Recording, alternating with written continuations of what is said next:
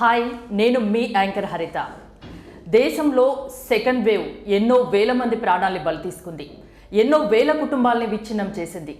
Second wave తీవ్రత తగ్గింది అని ఊపిరి పీల్చుకుంటున్న సమయంలో ఇప్పుడు కొత్తగా ఒమిక్రాన్ ప్రపంచ దేశాన్ని భయపెడుతుంది. ఇది ఇప్పుడు మన దేశంలో కూడా అడుగుపెట్టింది. నిజంగా ఒమిక్రాన్ అంత డేంజరా? దీనివల్ల ప్రాణానికే ప్రమాదం ఉందా? దీని గురించి మనం తెలుసుకుందాం. మనతో పాటు ఉన్నారు యశోద హాస్పిటల్ నుంచి సీనియర్ డాక్టర్ నరహరి. నమస్తే అండి, ఎలా ఉన్నారు? బాగున్నామండి. ఓకే, ఈ ఒమిక్రాన్ మన దేశంలో అడుగు పెట్టింది. బెంగళూరులో 2 కేసులు నమోదయ్యాయి. ఇప్పుడు తెలంగాణలో కూడా ఒక కేసు ఉన్నట్టు అనుమానిస్తున్నారు. అసలు ఈ ఒమిక్రాన్ అంటే ఏంటండి? ఇప్పుడు మన స్టార్ట్ అయింది, మన దురదృష్టం కొద్ది స్టార్ట్ అయింది. ఆల్మోస్ట్ 2 years అయిపోయింది ఇప్పుడు కోవిడ్ స్టార్ట్ అయ్యి కూడా. That Covid is one of the RNA type of viruses. దీన్ని సార్స్ గ్రూప్ కింద కన్వర్ట్ చేస్తారు. అంటే severe acute respiratory distress syndrome అంటారు. సో దీంట్లో ఏంటంటే పర్టికులర్లీ లంగ్స్ని ఎఫెక్ట్ చేయడం ఈ కోవిడ్ది లక్షణం. సో దీంట్లో మీరు తెలుసు కదా, ఈ 2 సంవత్సరాల్లో ఈ ప్రపంచాన్ని అతలాకుతలం చేసిన ఈ వైరస్ చూస్తే చాలా చిన్న క్రిమి అనమాట. It's RNA virus which is very very small in these thing. But problem ఏంటంటే దాని ఇన్ఫెక్టివిటీ వల్ల, అంటే ప్రాబ్లం ఇక్కడ ఇన్ఫెక్టివిటీ మీనింగ్ ఏంటంటే ఒకరి నుంచి ఒకరికి త్వరగా ఇన్ఫెక్ట్ అవ్వడాన్ని ఇన్ఫెక్టివిటీ అంటారు. How fast the infectivity is there. That is the reason it is spread so fast all over the world. That is taken a thing called pandemic. Pandemic అంటే ప్రపంచాన్ని అంతా అన్ని చోట్ల మన కోవిడ్ కనిపించినప్పుడు దాన్ని పాండమిక్ అంటారు. ఎపిడమిక్ అంటే కొన్ని చోట్లనే ఉండడం ఎపిడమిక్ అంటారు. ఎపిడమిక్కి పాండమిక్ డిఫరెన్స్ ఏంటంటే the infectivity rate will be more. If the infectivity rate is very fast then it grows into a pandemic level. So దానివల్ల ప్రపంచం మొత్తం ఆల్మోస్ట్ ఏ కంట్రీని వదలకుండా ఎఫెక్ట్ చేసింది ఈ కోవిడ్ అనేది. అది దానికి మందులు కనిపెట్టి దానికి వ్యాక్సినేషన్ మొదలు పెట్టేసరికి మళ్ళీ ఇప్పుడు ఏ స్టేజ్కి వచ్చామంటే మళ్ళీ సెకండ్ వేవ్, థర్డ్ వేవ్ కిందకి వచ్చేస్తున్నాయి. All these is because of the what you call as mutations. Virus అనేది చాలా చిన్నగా ఉంటుంది. ఈ పర్టికులర్లీ ఈ కోవిడ్ వైరస్ ఏంటంటే అండి, ఇట్ హ్యాస్ ఎ స్పైక్స్ అనమాట. అంటే చిన్న స్ట్రక్చర్ మీరు చూస్తుంటారు ఆ పిక్చర్లో, చిన్న స్పైక్స్ ఉంటాయి. ఆ స్పైక్స్ వల్ల దాని penetration will be more. So ఈ స్పైక్స్లో వేరియేషన్స్ కానీ లేకపోతే వైరస్లో ఉన్న స్ట్రక్చరల్ వేరియేషన్స్ వల్ల కానీ మనకి whenever a person gets infected with a COVID వైరస్తో దానికి మన శరీరం డెఫినెట్గా ఫైట్ చేస్తూ ఉంటుందన్నమాట. దానికి డెవలప్ చేసేదాన్ని యాంటీబాడీస్ అంటారు. సో ఒక్కసారి దాన్ని యాంటీజెన్ అంటారు. మన శరీరంలోకి ఎంటర్ అయిన దాన్ని యాంటీజెన్ అంటారు. మనం ప్రొడ్యూస్ చేసేవి యాంటీబాడీస్ అంటారు. So whenever the virus enters into the body, our body natural immune system starts producing antibodies to kill it. అంటే దాన్ని చంపడానికి ట్రై చేస్తుంటాయి అన్నమాట. దీన్ని యాంటీబాడీ ప్రొడక్షన్ అంటారు. సో దాన్ని సర్వైవ్ అవ్వాలంటే ఏం చేస్తుంటుందంటే ఆ ఒక్కొక్క స్పైక్లో కొన్ని మార్పులు చేయడాన్ని మ్యుటేషన్ అంటారు. సో మీరు చూస్తున్నారు కదా, ఎన్నో వేరియేషన్స్ వస్తున్నాయి. ఈ వేరియేషన్ కారణము స్ట్రక్చరల్ వేరియేషన్ కావచ్చు, స్పైక్ వేరియేషన్స్ కావచ్చు. ఇవన్నిటి వల్ల ది యాంటీబాడీస్ ఒకసారి మనకు ప్రొడ్యూస్ అయిన యాంటీబాడీస్ నెక్స్ట్ మ్యూటేషన్ అయిన వైరస్కి పనికి రాకపోవచ్చు. So this is the reason why the variations are coming. So WHO has started naming the viruses according to the Greek alphabets, alpha, beta. నేను అదే అడుగుదాం అనుకున్న డౌట్, ఈ డెల్టా వేరియంట్, ఒమిక్రాన్ ఇవన్నీ ఎలా పెడతారు పేర్లని? వాళ్ళు WHO has decided to put, instead of confusing the whole world, వాళ్ళు ఏమనుకున్నారంటే అందరికీ తెలిసేటట్టు, అందరికీ అర్థమయ్యేటట్టు వాళ్ళు ఏం చేస్తారంటే గ్రీక్ ఆల్ఫాబెట్స్ స్టార్ట్ చేస్తారనమాట. ఆల్ఫా, బీటా, దాంతో డెల్టా, దాంతో Omicron. Omicron is also one of the Greek letter అనమాట. So Omicron means minute actually. దాని meaning in Greek is Omicron is minute అనమాట. ఇప్పుడు ఈ Omicron is the next name which he's come in to the thing. దీంట్లో ఏమైందంటే కొత్తగా ఈ స్పైక్స్లో వచ్చిన వేరియేషన్స్ వల్ల, ఆ స్పైక్స్లో వచ్చిన మ్యూటేషన్స్ అంటారు. Lot of mutations have been detected in the sample which they have collected in Botswana, this South ఆఫ్రికాలో. అయితే ఇప్పుడు ప్రతి world is definitely geared up to combat all the COVID cases. So అట్లా laboratory techniques, vaccination techniques అన్నీ బాగా improve అయ్యాయి in 2 years. కానీ but ఈ వేరియేషన్స్కి they are not able to tell what is happening now. అంటే ఈ వేరియేషన్ వల్ల ఏమవుతుంది అనేది. ఇప్పుడు కోవిడ్ ఫస్ట్ వేవ్ కానీ సెకండ్ వేవ్ కానీ జనరల్గా ఆర్టీపీసీఆర్ టెస్ట్తో మనకు రిజల్ట్ తెలిసేది పాజిటివా నెగిటివా అనేది.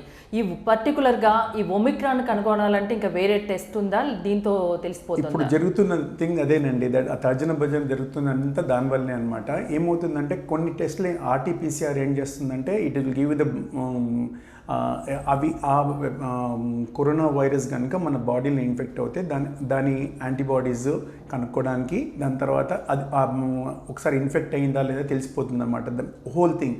ఈ కొత్త ఒమిక్రాన్లో ఏమైందంటే they have lot of variations in the spikes అనమాట. స్పైక్లో మ్యుటేషన్ వచ్చాయి. సో ఈ ఆర్టీపీసీఆర్ దీన్ని కనుక్కుంటుందా లేదా అనేది కూడా ఇంకా తెలియదు. Because recently November 24th was the first time they have detected there is a different strain. And that WHO has already named it on November 25th as Omicron అని. So దానివల్ల అతలాకుతలం అవ్వడానికి కారణం ఏంటంటే number of cases in South Africa is increased after this Omicron thing. So ఈ main thing about Omicron is the fast infectivity. ఏంటంటే the infectivity rate is very high. అంటే మీరు తప్పకుండా ఫస్ట్ టైంకి ఇంత పెరిగిందంటే ఇంకా ఇన్ఫెక్టివిటీ ఎక్కువ ఉంటే కనుక ఫాస్ట్గా స్ప్రెడ్ అయ్యే అవకాశం ఉంది. సో మొన్నటి వరకు 25th వరకు ఏం లేని కంట్రీస్ ఇప్పటికీ ఆల్రెడీ 25 కంట్రీస్లో ఇట్స్ ఆల్రెడీ నమోదైంది అన్నమాట ఒమిక్రాన్ అని.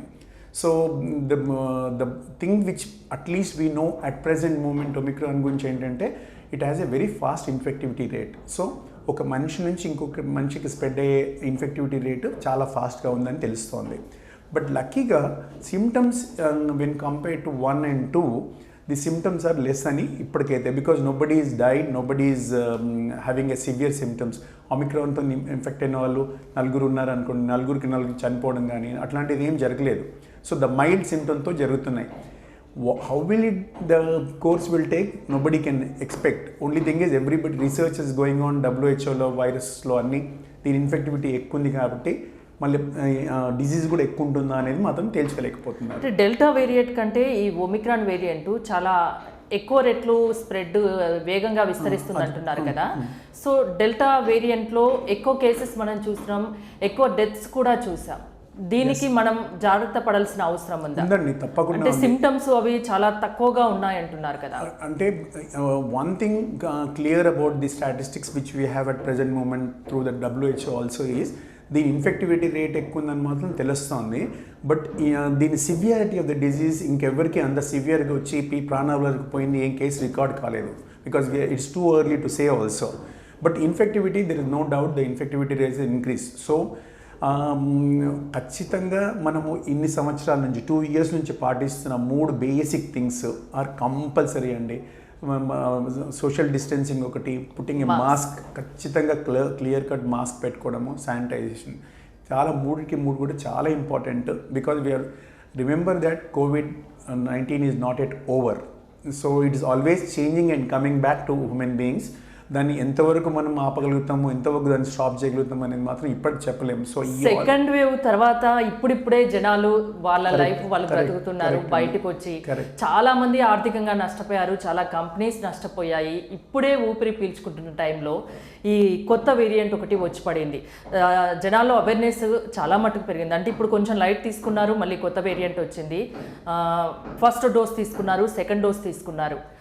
2 డోసులు తీసుకున్న వారికి ఈ వేరియంట్ అటాక్ అయ్యే అవకాశం ఉంటుందా, తక్కువ ఉంటుందా? ఇప్పుడు ఏంటంటే అండి, ప్రాబ్లం ఏంటంటే మనం ఇచ్చిన వ్యాక్సినేషన్స్లో 2 రకాలుగా వ్యాక్సిన్స్ ఉన్నాయి. ఒకటేమో టోటల్ వైరస్ని దాని ఇన్ఫెక్టివిటీ రేట్ని తక్కువ చేస్తారనమాట.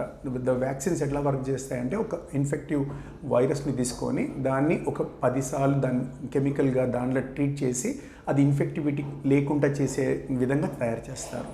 దాన్నే మనకి వ్యాక్సిన్ రూపంలో ఇస్తారు. అంటే దాన్ని చనిపోదు, కానీ దాని యాంటీబాడీస్, యాంటీజెన్ ప్రాపర్టీస్ అన్నీ ఉంటాయన్నమాట. అది ఒక రకమైన వ్యాక్సిన్. ఆ వ్యాక్సిన్ ఏం చేస్తుందంటే మన దానికి నిజంగా పోయిన కోవిడ్ లాగానే పనిచేస్తుంది. దానికి మనకు వచ్చే రియాక్షనే మనకు ప్రొటెక్షన్ ఇస్తుంది. ఇద్దరు 2 రకాల వ్యాక్సిన్స్లో ఒక రకమేమో పూర్తి వైరస్ని తీసుకొని దాని ఇన్ఫెక్టివిటీ తగ్గించేసి దాన్ని చేసిన తర్వాత దాన్ని ఇన్ఫెక్ట్ చేస్తారు. రెండోది ఏంటంటే కొన్ని vaccines they have taken only స్పైక్స్ని తీసుకొని, స్పైకే ఇన్ఫెక్టివిటీ కాబట్టి స్పైక్స్కి యాంటీజెన్ లాగా తీసుకొని దాన్ని వ్యాక్సిన్ లాగా తయారు చేసి పంపించారు. సో ఇప్పుడు ఒమిక్రాన్ కనుక స్పైక్స్లో చేంజెస్ వచ్చి ఆ మ్యూటేషన్స్ వస్తే ఆ వైరస్ వ్యాక్సిన్ పనిచేస్తుందా లేదా అనేది ఒక question mark.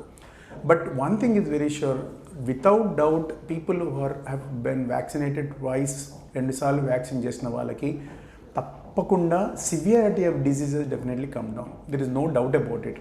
The countries which ఈ వెస్టర్న్ కంట్రీస్ అన్నీ సఫర్ అవ్వడానికి కారణము the percentage of population had not been totally vaccinated. మనకు when compare to this large volume of people in India, the amount of vaccination we have done is amazingly good. అదే same thing western కంట్రీస్లో కానీ యూఎస్లో కానీ, though the number of people are less, the amount of vaccination done are also very less. So that is one of the reasons why till today the vaccination తీసుకున్నందువల్లనే ఆ infectivity rate ఎక్కువ ఉంది, వాళ్ళ చావులు కూడా ఎక్కువ అవుతున్నాయి. వెన్ కంపేర్ మనది almost second wave తర్వాత ఇప్పుడు చాలా రోజుల నుంచి మన డెత్ రేట్స్ కానీ ఇన్ఫెక్షన్ రేట్స్ కానీ చాలా తక్కువ ఉన్నాయి, all because of the vaccination. So remember that vaccine definitely is helping, there is no doubt about it. ఈ 2 వ్యాక్సిన్లు తీసుకున్న వాళ్ళకి ఎంతవరకు ప్రొటెక్ట్ చేస్తుంది, ఎన్నాళ్ళ వరకు ప్రొటెక్ట్ చేస్తుంది ఈ వ్యాక్సిన్ మనిషిని? అదేనండి, ఇప్పుడు మళ్ళీ పెద్ద కాంట్రవర్సీ ఎక్కడ వచ్చిందంటే బూస్టర్ డోస్ గురించి.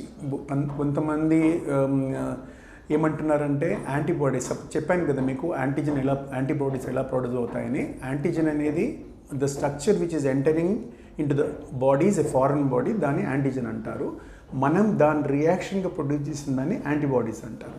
సో లెక్క ప్రకారము ఈ మనం వ్యాక్సిన్ రూపంలో ఈ కరోనా వైరస్ని ఇనాక్యులేట్ చేసినప్పుడు అది మీకు చేసిన రియాక్షన్ యాంటీబాడీ రూపంలో మన శరీరంలో కనిపించాలి బ్లడ్లో. కానీ చాలామందికి యాంటీబాడీ లెవెల్స్ కూడా ఫుల్గా రావడలేదు. 2 కారణాలు దానికి. ఒకటేమో immune system of each person differs. That is one of the reasons. The other reason being that that may not be stimulating a what we call antibodies, something called T cell immunity అని ఉంటుంది. అంటే these are the T cells are fighting cells. మన శరీరంలో T cells అని ఉంటాయి. ఈ T cells ఏం చేస్తాయంటే మనము ఎలాగైతే సెల్స్ యాంటీబాడీస్తో ఫైట్ చేస్తాయో T cells కూడా వచ్చిన యాంటీజెన్ని T cells ద్వారా ప్రొడ్యూస్ చేసి దాన్ని చంపుతాయి అన్నమాట. So this is the way T cells will work. So some people where the antibodies are not produced, they are attributing the immunity is coming because of the T cells అన్నమాట. So ఈ 2 వ్యాక్సిన్స్లో కూడా మనం ఒక్కటైతే నిజము, whether it is because of antibody levels high in the blood or because of T cell immunity, protection is definitely given by vaccinations. ఇప్పుడు booster dose మీరు అన్నట్టు booster dose కూడా కంపల్సరీగా అందరూ వేసుకోవాల్సిన అవసరం ఉందా? అంటే ఇప్పుడు ఏంటంటే one thing right now WHO has suggested that 3rd dose or booster dose is should be given to the people who are immunocompromised, diabetics, chronic problem ఉన్న వాళ్ళకి, where the immunity levels are less, the immunity they couldn't produce with 1 or 2 vaccines, then such are the people are eligible for 3rd dose or booster dose అంటున్నారు.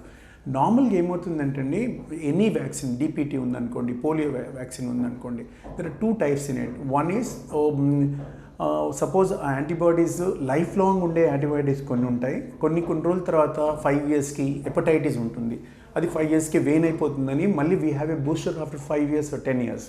So whether it needs to be given after 5 years or not is nothing, because it's too young for us to tell about it.